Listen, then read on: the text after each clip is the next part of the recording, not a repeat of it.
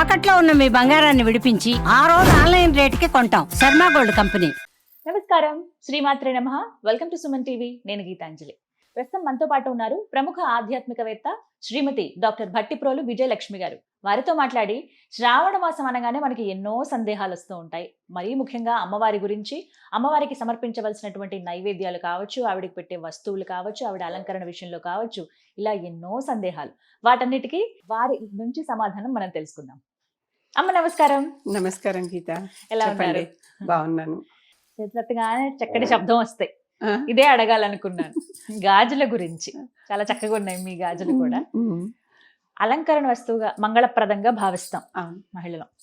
అయితే అమ్మవారికి గాజుల మాలను సమర్పిస్తూ ఉన్నారు. చక్కగా చేత్తో అల్లుతూ కొంతమంది, ఇట్లా గమ్ వాటితో అతికించి కొంతమంది, ఇలా వరుసగా ఫోటోలన్నిటికీ కూడా ఇలా దండలాగా వేస్తున్నారు. లేదంటే విగ్రహాలకి ఇలా గాజుల మాలలు, అలాగే చిట్టి గాజుల మాలలు, చిట్టి గాజులు ఉన్నాయి, అవి చూస్తున్నాం. లేదు మామూలుగా మనం వేసుకునేటువంటి ఈ గాజులు ఏవైతే ఉన్నాయో ఇలా వీటితోటి మాలలాగా అల్లుతున్నారు. ఇవి ఎంతవరకు కరెక్ట్? అసలు మన శాస్త్రంలో ఉన్నాయా ఇవి ఇలా వేయటం? గాజులు సుమంగళి చిహ్నం.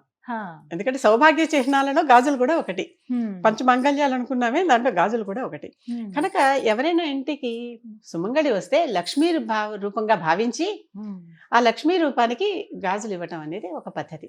అంటే చక్కగా మనం ఎలా అయితే రవికల బట్ట, పసుపు, కుంకుమ అన్ని దాంట్లో గాజులు కూడా పెట్టి ఇస్తూ ఉండడం ఒక పద్ధతి. అది మన శక్తి కొద్దీ. అంతేమ్మా. అమ్మవారికి కూడా పూజ చేసేప్పుడు ఆవిడ కూడా శ్రీ మహాలక్ష్మి సుమంగళి కదా, ఆవిడకి పూజ చేసేటప్పుడు చక్కగా గాజులు వేస్తూ, ఇప్పుడు మనం సహస్రనామం చెప్పుకుంటుంటే ఒక్కో నామానికి ఒక్కో గాజులు, అయితే ఒక్కో నామానికి మీ దగ్గర ఇంకా ఎక్కువ ఉంటే 1 డజన్ గాజులు వేస్తూ ఆ గాజులన్నీ ఆవిడ చుట్టూ ఇలా పేర్చి, పద్మాల పూజ ఎలా చేస్తారు, ఒక్కో నామం ఒక్కో పద్మం పెట్టి అక్కడ పెడతాం, సమర్పిస్తాం. ఎందుకంటే పద్మం కూడా మంచి సౌభాగ్య చిహ్నం కనుక. అలాగే ఇది కూడా పూజ గాజులన్నీ ఆవిడ చుట్టూ నెమ్మదిగా పోసేసరికి ఏమవుతుంది, ఇలా కుప్పలాగా అయిపోతాయి. అయిపోయి ఆ పూజ చేశాక వచ్చినటువంటి భక్తులకి ప్రసాదంగా, అమ్మవారికి పూజ చేశాక వచ్చిందంతా మనకి నిర్మాల్యం ప్రసాదం కదా, ఆ ప్రసాదం అంతా తీసుకెళ్ళి ఇవ్వచ్చు. రకరకాల గాజులు, మన ఎన్ని రకాల గాజులైనా ఆవిడకి సమర్పించవచ్చు. కంకణాల్లాగా ఉండేటటువంటి సమర్పించవచ్చు, మట్టి గాజులు సమర్పించవచ్చు, ఏవైనా సరే ఇవి సమర్పిస్తూ రంగురంగుల గాజులు సమర్పించి. ఏ రంగు ఇష్టం అమ్మా? ఏ రంగు? సాధారణంగా ఎరుపు, ఆకుపచ్చ సుమంగళులకి ముఖ్యంగా ఇస్తారు. ఎరుపు అమ్మవారికి అయితే, అమ్మవారికి కూడా ఎరుపే చక్కగా అవే బాగా ఇస్తారు. ఇవి మనం పూజకి పెట్టుకుంటాం, పూజకి చేస్తాం. చేసి ఇప్పుడు కొత్తగా అలంకరణ కూడా గాజులతో చేయటం మొదలు పెట్టారు. అలంకరణ చెయ్యండి, అదే అలంకారం కోసం మాత్రమే. అంతే. అలంకరణ బంతిపూలతో మనం గుమ్మాన్ని కడతాం, గుమ్మం కూడా శ్రీ మహాలక్ష్మి అన్నాం, కానీ బంతిపూలతో నిత్యపూజ చెయ్యం. అవును, చేయకూడదు కదా. అది ఘాటైన వాసన ఉంటాయి. వాసన ఉండాలి కానీ అది మృదువుగా ఉండాలి, సువాసనగా ఉండాలి. అర్థమైంది కదా. బంతిపువ్వు ఘాటుగా ఉంటుంది. అసలు బంతిపువ్వు ఒక పువ్వు కాదు, సైన్స్ ప్రకారం ఒక్కొక్క రెక్క ఒక పువ్వు. అబ్బో, ఒక్కొక్క రెక్క ఒక్కొక్క పువ్వుతో సమానం. బయాలజీ వాళ్ళని ఎవరినైనా అడిగితే చెప్తాను ఇది మీకు, బాటనీ వాళ్ళని. ఒక్కొక్క రెక్క ఒక్కొక్క పువ్వు. బంతి పువ్వు మొత్తం కలిపితే పూల గుత్తే, కానీ అది పువ్వు కాదు. కనుక కొన్నిటితో మనం పూజ చేయం, ఘాటైన వాటిలతో, వాసన లేని వాటిలతో పూజ చేయం. కానీ దీంతో పూజ చేస్తున్నాం, ఏవి గాజులతో పూజ చేస్తున్నాం. పూజ చేస్తున్నాం అంటే సుమంగళ చిహ్నం కనుక పూజ చేస్తున్నాం. వీటిని అలంకారార్థం గొలుసులాగా చేసి పెట్టడం అనేది, ఇవన్నీ కొన్ని చోట్ల ఈ మధ్యన గౌనులాగా చేసి వేసింది కూడా నేను ఒక చోట ఒక చిత్రంలో చూసాను. కొత్త వింత పోకడలు, కొత్త పోకడలు. అంటే మన శాస్త్రంలో లేదు ఇలా గాజులు, ఇది ఎక్కడా లేదు. గాజులతో పూజించమని ఉంది, గాజులు ముత్తైదులకు మళ్ళీ తిరిగి ప్రసాదంగా ఇవ్వమని ఉంది, ఇంటికి వచ్చిన ముత్తైదుకి గాజులు ఇవ్వమని ఉంది. ఇవన్నీ ఉన్నాయి. ఆలయాల్లో కూడా నమ్మ, నేను చాలా ఆలయాల్లో చూసాను, చక్కగా 1,00,000 గాజులతో అమ్మవారికి అర్చన అని చెప్పి వాటిని ప్రసాదంగా ఇస్తారు. అది కరెక్ట్, మహిళలకి అది కరెక్ట్. ఈ గాజులతో అలంకారంగా చేయటం అనేది కొత్తగా నేర్చుకున్నాం, అంతే. అవసరం లేదంటారు. ఎప్పుడు పాతక వింత పాతక రోత కొత్తక వింత అని ఒక సామెత ఉంది, అలాంటి వాళ్ళు చేస్తున్నారు అంతే. ఇది కూడా ఆ ద్రవ్యంతోనే చేస్తున్నాం కనుక అమ్మవారు స్వీకరిస్తుంది అన్న భావనతో, అంటే లోపల చెడ్డ భావన ఉండదు, మంచి భావనే, ఇష్టంగానే చేస్తున్నారు కనుక. ఇష్టంగా చేసినప్పుడు అమ్మవారు ఏదైనా స్వీకరిస్తారు అని అనుకుంటున్నాం కనుక దీన్ని స్వీకరిస్తారు. కానీ ఇది ఎక్కడా ఏ శాస్త్రంలోనూ చెప్పబడలేదు. కొత్తగా మనం ఎందుకు సృష్టించడం, అన్ని తప్పట్లేదు, అది ఏమిటో తెలియట్లేదు. కొంతమంది వేలం వేదిగా సొంత పద్ధతులు, ఇది నేనే కనిపెట్టా అని పెట్టి ఆ కనిపెట్టిన పద్ధతితో చేయటం కూడా చాలా మంది. ఈ చిట్టి గాజులమ్మ, చిట్టి గాజులు మాత్రం మొక్కుకొని ఇస్తారు. ఆహా. అది మొక్కు. మొక్కులాగా చిన్న చిన్న గాజులు ఉంటాయి, భలే ఉంటాయి అవి అసలు. ఉంగరాల అంత అంతే, సైజులో ఉంటాయి. ఉంగరాలంత size అవి లో ఇలాగా ఉంటాయి. గుత్తిలాగా ఎరుపు పచ్చ పసుపు కూడా ఉంటాయి. పసుపువి. అవును. ఇవి మొక్కుకుని అమ్మవారికి సమర్పిస్తామని మొక్కుకుని ఇస్తారు. అంటే మనకు కావాల్సిన రకరకాల కోరికలు ఉంటాయిగా లోపల. ఆ కోరికలన్నిటితో వీటిల్ని మనం అమ్మవారికి సమర్పిస్తున్నాం అన్నమాట.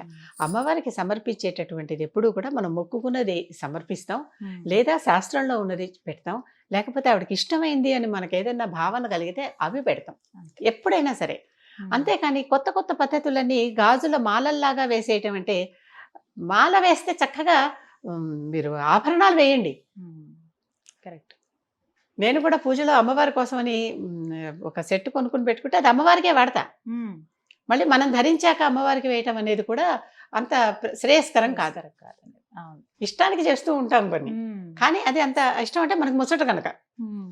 కాకపోతే మనం ధరించాక మళ్ళీ అమ్మవారికి వేయాలంటే దాన్ని చక్కగా కడిగి పాలల్లో కడిగి అప్పుడు శుద్ధి అయిపోతుంది అంటారమ్మా. అవును, నిజం. ఇప్పుడు నేను ధరించింది ఇది అమ్మవారికి పెట్టదలుచుకుంటే దీన్ని మళ్ళీ ఒకసారి పాలల్లో కడిగి తుడిచి మళ్ళీ ఎప్పుడు కూడా అభిషేకం పాలాభిషేకం అయిపోయాక మళ్ళీ శుద్ధోదక స్నానం సమర్పయామి, మళ్ళీ శుద్ధ ఉదకంలో కడిగి అప్పుడు సమర్పించవచ్చు. ఎందుకంటే ఆ పాత దోషాలు పోతాయి. అందుకనే ఒకరు వేసుకున్న నగలు ఇంకొకరు వేసుకోవటానికి కొంచెం ఆలోచిస్తారు, ఒకరు వేసుకున్న ఉంగరాలు ఇంకోటి ధరించడానికి ఆలోచిస్తారు.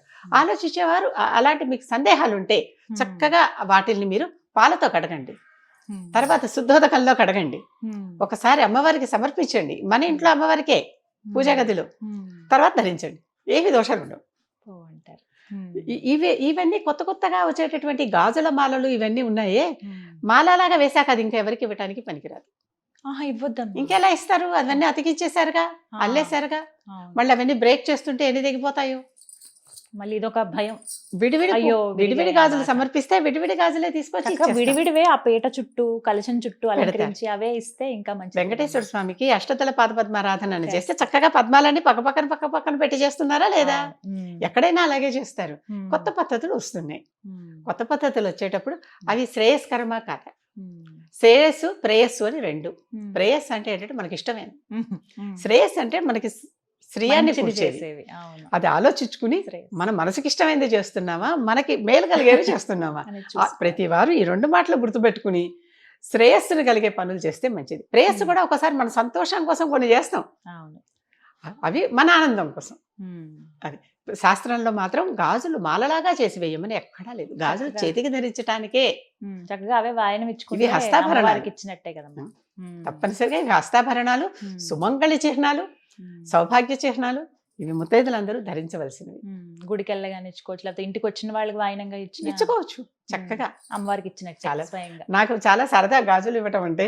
నేను చక్కగా డజన్లు ప్యాకెట్లు కొనిపెట్టి ఇంటికి వచ్చిన ముత్తైదులందరికీ, ఈ రోజుల్లో మనం వాళ్ళకి ఏమన్నా చీర కానీ ఏమన్నా పెట్టామనుకోండి, వాళ్ళకి ఆ రంగు ముందరే ఉండొచ్చు, లేకపోతే ఆ టెక్స్చర్ పడకపోవచ్చు, లేకపోతే మెటీరియల్ వాళ్ళకి నచ్చకపోవచ్చు, మనం ఎక్కువ పెట్టాము తక్కువ పెట్టామని భావించవచ్చు.